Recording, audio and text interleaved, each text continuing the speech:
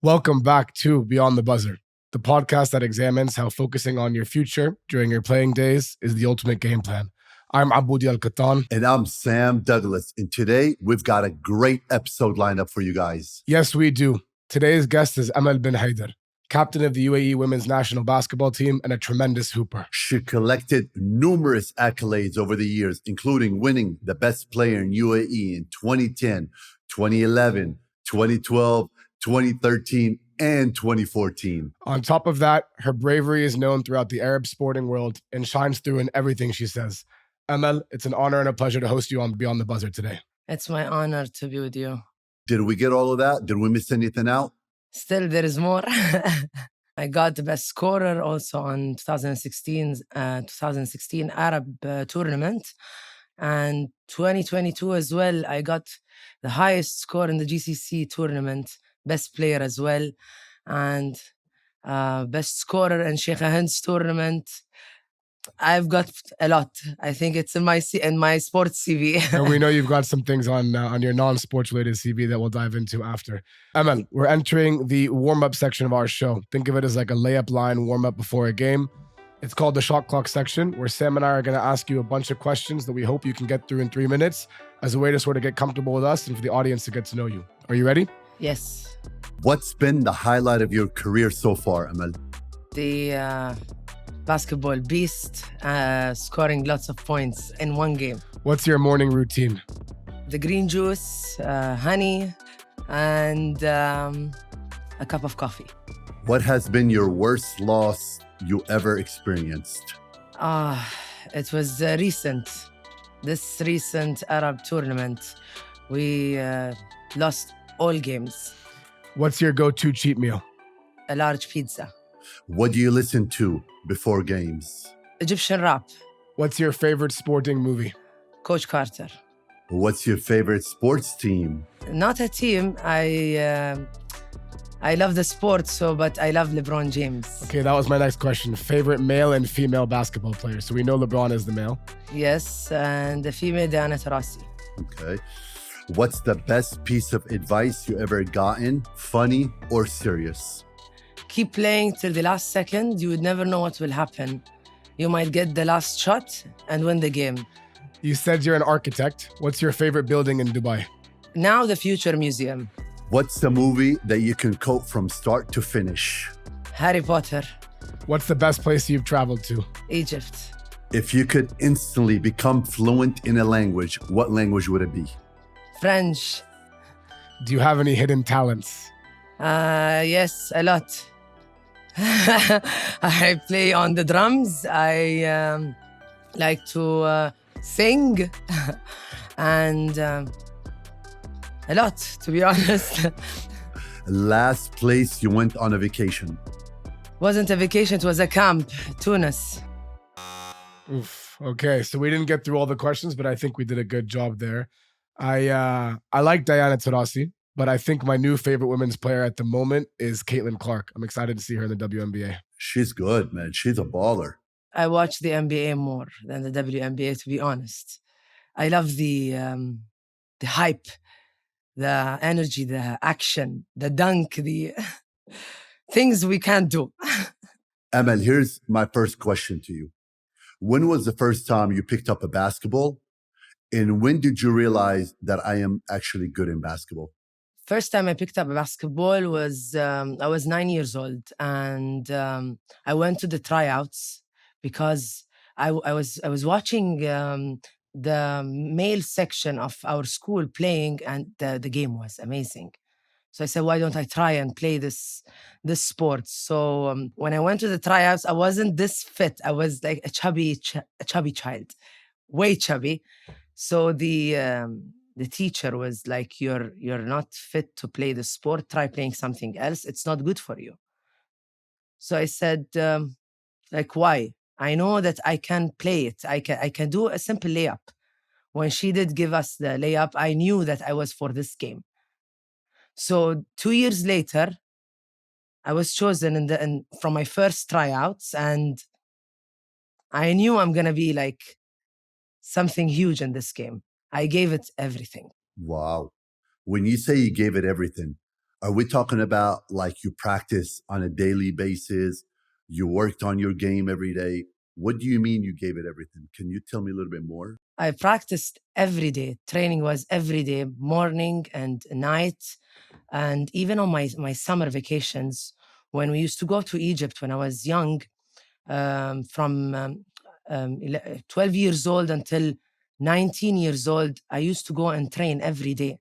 My mom used to uh, take me to clubs, pay for it, and for me to train every day to become better and to develop my skills in the game. So they were very supportive for you to go into basketball, to dive into basketball so much, to put so much time. Because as you know, in the Arab world, our parents always want to push us towards academics. So I'm very impressed with your parents, how they allowed you to put so much time into basketball. They do push me into academics. They told me, you want to play basketball, you should become an architect. I said, like, wow, that's a challenge. Okay, why not? But when you first realized that you were going to have basketball as an actual career, what was the response from your parents? Because as Sam said, in our region, it's not. It's still very taboo to pursue athletics as a full-time career. So I'm curious how they empowered you, or maybe they were resistant at first when you told them, "I'm going to do this as a full-time career." They told me, like, because we're in the Arab region, like, you're not gonna, you can go to the next level as a pro, but still you'd never know with sports what would happen. You might get injured, you might get cut out, there might be some problems happening, you'd never know. So make sure to finish your bachelor's, to have something like in backup. They used to explain it for me, because when I was young, I don't understand this much. Like, I want to play, I just want to play, I don't want to study. So they used to tell me every day, you should study, you should have the degree and go and play basketball. Whenever you're free, you can try to manage your time. You're capable of thinking. You take your decisions, think in the right way. You made a mistake, you can make it right. Amal, you've been playing international basketball for over 15 years now. In that time, how has women basketball changed, in your opinion, in the past 15 years? It changed a lot. It changed 180 degrees different. In UAE, the teams back then was we had 7, 8 teams. Now in the local federation tournaments, we don't have except 4 teams that are playing. But still, in my club, which is one of the best clubs here in the UAE, we do participate in tournaments that are happening outside the UAE.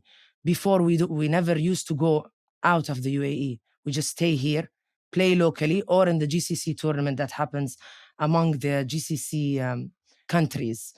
So it changed a lot. The way of thinking is different. Maybe some things are still not like the Europeans or the Americans, but it did change. So you're saying that the local leagues have less teams. Is that because funding isn't available, or is that because they're trying to get the better players all closer within 4 teams and raise the level of the league? I think because of the funding. Most of the teams, for example, Al Nasser team, they had one of the best players, also players from the that plays in the national team. They couldn't continue in women's basketball because of the funding. Some of the players changed their sports. 3 maybe went to paddle, 2 changed teams, and the others stopped playing sports. I know me and Aboudi earlier in the episodes, we had Zara Najjar and Liliana Abujbara, and they spoke similar on the same topic in regarding to support funding in the Arab world. And I actually thought it was a little bit different in the UAE, but now talking to you, I see the same issue that's going on in Jordan, that's going on in the UAE. And quite frankly, it is sad. And I think it is time for a change. And I know you're part of the change. And I see you very outgoing, very outspoken in regarding changing women's sports in the UAE. I'm just going to say something. Yesterday, we met with Sheikha Jawahar bint Muhammad Al Qasimi. She's the owner of the club. And she mentioned something that never anyone had mentioned it before. Maybe I went pro for once and played in Bahrain. She said, the girls that are playing in the club, my goal is from now until like the years that are coming is to have athletes to play pro. I don't mind if I end up with no players and everyone is going to play pro, but I want my players to shine outside the country. This is something that and she inspires me a lot. She's one of the women who inspires me a lot because I don't see any woman similar to her, especially Sheikha Jawahar. She has this type of thought for women's sports because she built up this club since scratch. She wants to make it a professional club, a club where everyone would compete to be in it.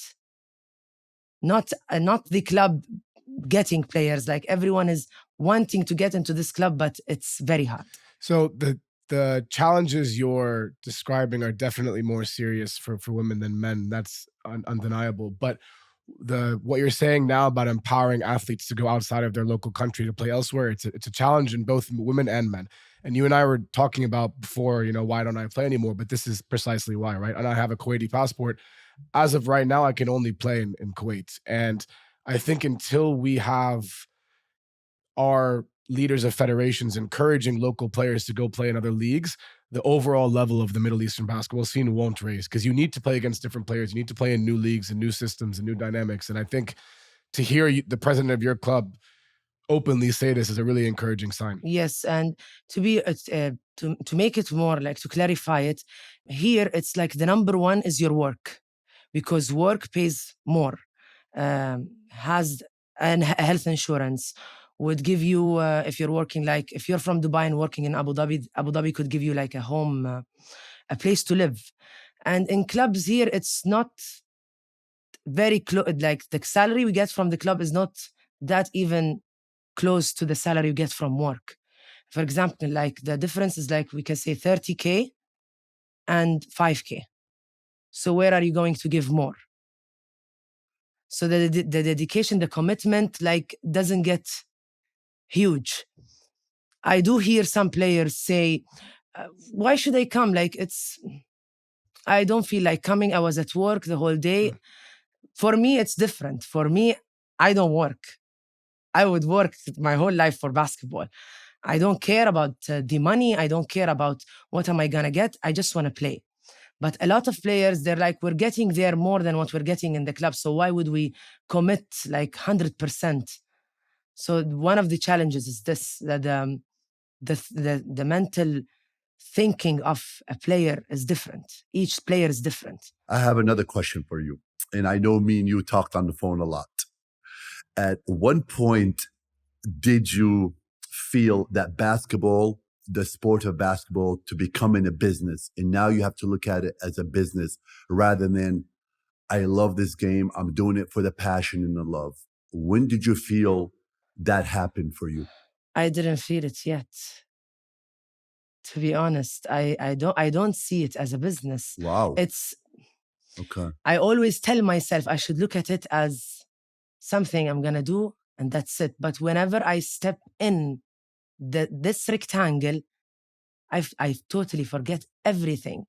If it's bad, if it's good, I just play. This thing is something that it's my weakest points. I think that's a huge strength. Sorry to interrupt you. I think that's a huge strength, actually, not a weakness, because no, this they hold it against me. Can you go a little bit further into that? If we did this to Amal, so even if she came into a game, she was in a bad mood, or it shows on a body language of a player when you have like a lot of pressure. So you come, you feel heavy, you feel tired. But whenever I see the warm-up starts, it's like, stop, it's your time now. So I just play. So she's gonna play on both cases, whether we did this or that. She's gonna give. So I would understand why you think it's a weakness in terms of maybe the club or the coaches being able to sort of put you under conditions, but no matter what, you're going to go and play. But again, coming from personal experience, I was never able to separate the low times from getting on the court, right? And I think that's why I had struggles in my career where it's like I would show people I was pissed off, or I would not be able to enter the court and be free. And so I want you to try and think about that in a different way, because it's a sign of strength that no matter what's going on in your life or what's going on with the club, you can still get on the court and do what you're supposed to do and be the dominant Amal that everyone knows you are. And I really mean that when I say that. I think it's actually a big sign of strength. By the way, I do it. I show people that I'm pissed off. I do show them. And sometimes, to be honest, I do not. Maybe twice or three times that for my whole career, went into court and looked at the coach. I don't want to play.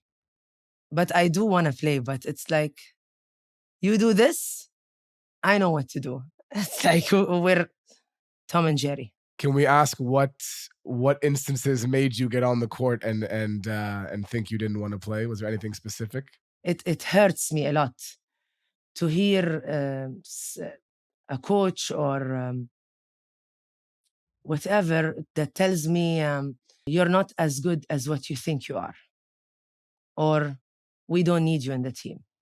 It hurts. So I just go into the court and say, okay, why am I here? Take me out. I think where players make mistake, they take the business aspect out of the content, and the club always looks at it as a business. And this is why it's very important for every player to have an agent, so they don't have to hear those words. Those words are being related to an agent, and the agent knows how to filter that message to you to keep you loving the game. Because if you're going in with just pure passion, the club will always use that against you. And I've seen it numerous times with teammates, and I've seen it with clubs that try to use it against me, but I was lucky enough to have great agents to throw all that stuff on them. And I see how much it hurts you, especially talking on the phone, and now you're speaking on it. It's extremely, extremely important. You have to be able to look at it as a business, because at the end of the day, you are a brand and you are bringing something to the table. So it's very important to keep the passion, but you definitely have to look at it as a business, because you are a brand and they are using your service. And here in the UAE, we don't have this type of agent, player, and a club. It's like you come to a club, you sign a contract, and you arrange a meeting with the club, and you sit down as a player to the admin or to the manager or whomever is responsible regarding the issue that you're facing. I don't think it's all in the UAE. I think it's in the Middle East as well, and some of the Arab regions. It's the same thing. We don't have agents. Wow. It's the first time I heard about this thing from Coach Sam. Maybe the club deals with agents to get professional players, American players, European players. This is the only thing we know, that these players, that they're the only players who have agents, and we don't have this kind of a privilege. So I was actually instructed, and this is not I'm not trying to throw my former club under the bus. I love Nadi Al Kuwait. They did so much for me, but I was actually instructed not to let my teammates know that I was signing a proper contract that was different than theirs, right? I was signing yearly contracts with a promised salary, and all those guys had signed essentially lifelong contracts at those clubs that were tying them down for 10, 15 years, no ability to negotiate salary upticks, even if a player started to perform at a higher level. So it is foundational, it is structural, that, and around the Middle East, we need to do a better job of protecting players for the long term. Yeah, I love it a lot. I do have the best contract among the players. I'm the highly paid among them, and I do appreciate this. You just touched on something. You do have a great contract, the biggest in the UAE. Do you feel your teammates despise you, or do you feel jealousy, or do they know that? Tell me more about that, because I know how much it affects the community when they realize, we're not making anything. Then they realize, oh, wow, there's one player in the whole country getting all that. You know what I mean? Tell me more. To be honest, I don't really know if they do despise me, but some of the teammates, they do say, because they knew about my contract and how much do I get, Right. and that the terms in my contracts, how do they work, what is written. Some of the players said she deserves this contract because she's carrying this club since like ages, and she's like the face of women's sports here in the UAE. Like anyone mentions basketball, they're gonna say Amal. This is something that I hear from the players. But as a contract, I still don't see it the best, because a lot of players are getting what they don't deserve. It's just because your connection with someone, or because you're a friend to someone, or because you're like working in this place, your name is like this, and you, when you're in the game, you don't give it your heart. Why do you get all this? Because I get questioned for what I do. It's like they're monitoring me, looking at what I do, and do I deserve this contract or no? And I'm still giving. So why do you monitor me? And it's not that big difference between me and the other players. It's not like, believe me, it's not a big difference. I can't talk about the contract, but it's not a big difference, which shocked me. This is sometimes the pressure of being the best player, or being the spotlight which you're in. And unfortunately, it's like the higher you go in your life and the more success you achieve, the more these things are going to come to light for you, where you realize that other people are either putting iron on you or not necessarily wishing for the best for you. But unfortunately, one of the lessons I've learned from Sam, who obviously has done so much in his career, both on and off the court, is that you just have to learn to sort of take the punches, roll with the punches, and know that whenever people are talking about you, it's because you're doing something correctly. It means you're doing things they wish they could do. So as frustrating as it may be to see other players getting things they don't deserve, as long as you continue to focus on what you're doing, which is what you obviously do right now, you're going to continue to have more reach and more influence across the world. So, I mean, that's the advice I would give you in that situation. Amen to that, baby. Great advice. Amal, last couple questions on sports before we dive into life beyond the sport. Is there anything you wish you could still accomplish in your career? I want to get the best player in the Arab tournaments. This is the only thing I didn't get yet. And I hope to participate in the Asia Cup, something that I have dreamed about since 2012. But we can't. Hopefully we can in the upcoming years. Why do you say you can't? Funding. Do you think, and maybe I'm going a bit off topic here, but do you think with your sort of success that you're seeing off the court and your influence that's growing, you're in a position to put pressure on people to maybe ensure that you guys can have funding and you can have an opportunity to play in the Asia tournament? It doesn't work like this here. You're just a player. You cannot pressure. You cannot talk about anything except the game. That's it. Well, we'll get into your life, off the court. But I believe, given everything you've done and all the interviews I've watched you give in the past couple of years, I think you're only going in one direction. And I think maybe it's something you should think about is how can I leverage my influence and my spotlight now to try and build these player communities. So maybe you can have an opportunity to play in these tournaments. But we'll get to that in a bit. Last question on the sporting side. What is the biggest regret in your sporting career? My biggest regrets, nothing. Good. Alhamdulillah. Alhamdulillah. I'm happy with everything. I'm happy with the 20 years. The goods and the bads, I'm happy with it. No regrets. It's a fantastic answer. Okay, Amal. And now we want to dive in to off the court stuff. And I know you came out and spoke seriously about the condition that you have, and it's called alopecia. Am I correct? That's how you pronounce it? Alopecia, yes, alopecia. How was the struggle for you?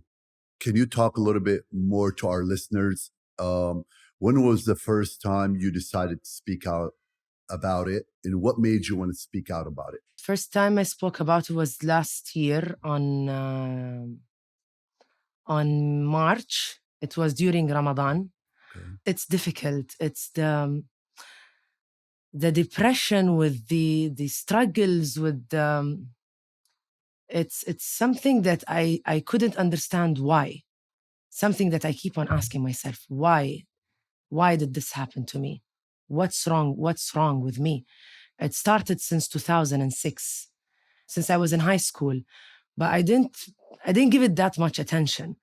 But then it comes and it goes, and I didn't see it as a big deal because it wasn't as the way it is now. 2017, it like hit me hard. It hit me so hard, like I lost all my hair. I had a coach. Her name is Coach Ghada Rai. She was our coach in the club for 5 years. She's one of the best Syrian coaches. She used to coach Al Wahda Suri club. She was so caring and very understanding about this situation. She told me, if you feel like going off the court, stay for a couple of months. Do you want me with you? Do you want me to talk to you every day? But this didn't help. This was like, it made me angry. I was angry, like, I wouldn't, I don't have the right word to explain, but I was so angry when I got the best Arab scorer, something that no UAE female athlete or a basketball player has gotten since basketball was established here in the UAE. It's like something huge. So why the next year I get this? So it's like, I felt like I was off with my connection with religion. So I went like so deep. I read a lot of Quran. I pray a lot, and it's relieving. You don't get relieved at the same moment, but it's like God shows you some sides of your life that it's like He's excluding a lot of things from your life to make your life go in the right path, because you having like distractions, some people that are bad for you, some decisions that you're taking that would make you, instead of growing higher, taking you down, things that you see with days. And then in this 2022 Ramadan, I was going through the Surah An-Nisa. This الآية هذه, it made me like click change. I was scared from like the way people look at me when, even if I tried covering it, they do see like some of the sides that are out that shows that I don't have hair. So the phrase says that how do people get feared by other people more than fearing God, more than fearing me? I just want to stay in peace. So this thing was changing for me. And I got this question, what made you speak up and talk about it? And I did say the same thing, because this ayah, I don't know how to say it in English, changed the way I looked at everything. Everything. Amal, I'm not going to sit here and act like I know what you went through. How does it feel? But when you came out and spoke about it, it actually got me almost tearing up that you were going through such a thing, and now hearing it again and hearing the anger that you were going through, and you being angry at the world because you have no idea why it's happening to you. And I know you spoke before, you had amazing hair, long hair. God bless you. But help us walk through it, because I know there's a lot of women and men are struggling. And we do go through anger where, why is it me? Why did God pick me? Why is it happening to me? How did the whole transition happen with you? During COVID, we all stayed home. Inshallah, it never happens again. And I realized that sitting and like, no matter what's happening outside the world and the way you think about the COVID-19 part that took like a lot of energy, my hair started growing back suddenly. I used to take in these times corticosteroid. It's a cortisone injection every 2 months. So at this time of COVID, it was very hard to get to the clinic. So I stopped taking it for 4 or 5 months, I guess, and I was just applying herbs, oils, and things like from my mom's, like the history. So I didn't do it every time, every day, but I was calm. There was no stress. There was no pressure, no stress. It was so calming. At home, working from home, doing everything at home, sitting with my family, getting to know my sisters more because I don't sit that much with them.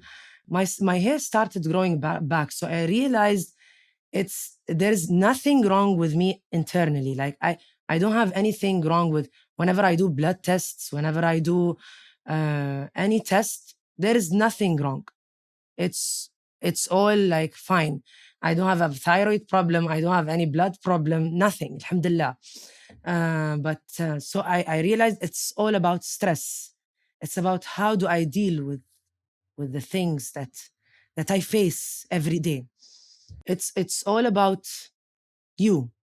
It's not about someone doing this to you, someone doing that to you. You do get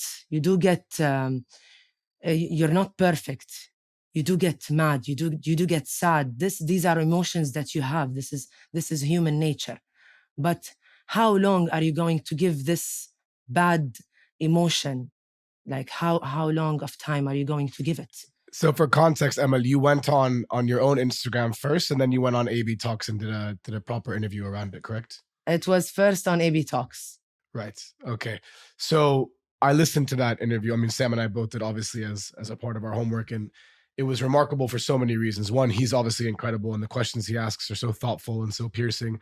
And two, because you were so authentic and honest, and it seemed as though for you, it's a big opportunity to say something that get off your chest for a long time. But there's something you said on that interview that really stuck with me, and it's the fixation on they, right? And like, what are they going to think, and who are these people that you don't even know that you're worrying about? And then I watched this interview and I was thinking about how much that resonates with me, and this idea of worrying so much about what people think. And then I saw this quote that I really wanted to share with you, because I was scrolling through Instagram right after I watched the show, and it was Tom Holland, the Spider-Man actor.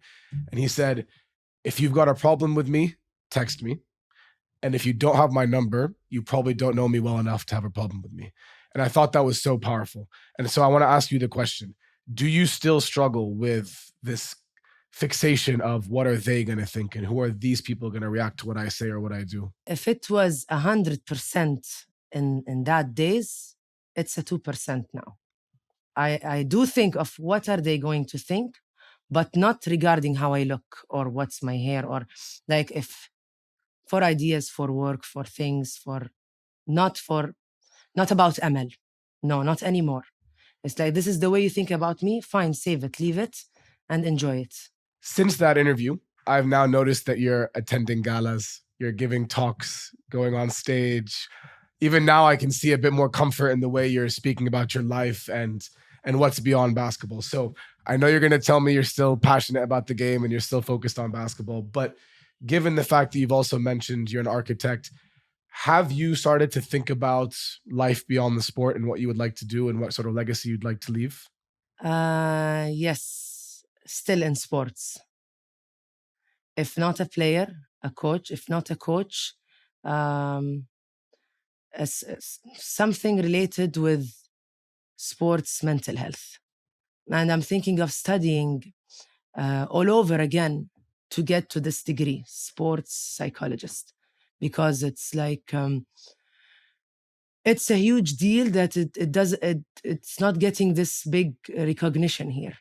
It's a regional problem, right? You see now a lot of sports teams around the world hiring internal sports psychologists. Yes. And I think in the West and Europe, it's a bit more accepted and understood that, these players, all of us go through emotions and ups and downs that you don't really experience in the office. And I think for you to want to bring that to our region is really commendable and exciting. I noticed that you were sort of going on stage and giving talks outside of outside of the sport? Is that something you enjoy? Is that part of, potential future for Amal outside the sport? Yes, I talk like on TV, radio since I was 16. So it's like I'm trained for this, and I do like giving motivation. It's also me as a player. I do motivate my teams. It's something I like to speak about, to talk about the good things. I'm not a person who likes to talk about bad things a lot. Even if it's something like between me or someone, I don't like to mention it because I don't like the negative vibe. If I'm gonna talk to it, I'm gonna talk to someone so close to get a solution, not to just talk with nothing, with no result. And yes, I do have a marketing a marketing company, an online marketing company, to market myself, to make a brand of myself. And I'm doing a lot of projects with different brands, and Mhm. it's all, I want to shift it more to a sport more than the beauty section that most of, like, 90% of the world is looking at. They want the beauty section of the female. They want the standards that they have placed for a female to look like. For me, it's when I get a project with any brand, I would like to shift it in Amal's way. This is me. This is how I look. I'm not a blondie. I'm not with full makeup style. I'm not the type of a girl who would wear dresses all the time. That's me, Amal. I'm different. So I know this is something now that's becoming catchy. As we move into the final section of our interview, we're going to call this section the three-peat, where Sam and I are going to ask you a couple of questions more broadly about life, and feel free to answer in any sort of short form or long form as you feel comfortable. Are you ready? Okay. Yes. Amal, are you scared or worried about what happens when you finally finish your career?